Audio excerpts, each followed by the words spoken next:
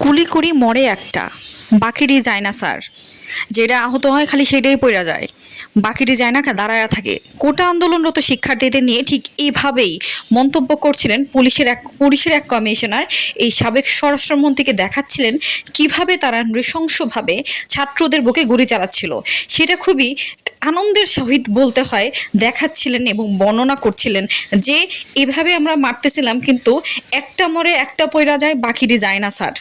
এইভাবে করে সেই সাবেক স্বরাষ্ট্রমন্ত্রীকে বলতেছিল। আসলে এরা কি কোনো মানুষের পর্যায়ে পড়ে? আপনারাই কমেন্টে জানাবেন।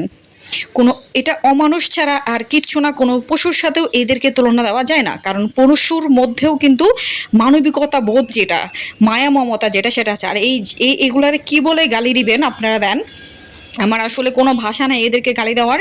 কিভাবে মজা করে দেখতেছে স্টুডেন্টদের যে মারতেছে, সেই মারার ভিডিও সেই স্বরাষ্ট্রমন্ত্রী এরা যে আশেপাশের এই জানোয়ারগুলা হচ্ছে দেখতেছে। আপনারা কমেন্ট করেন এদের কি বলা যায়।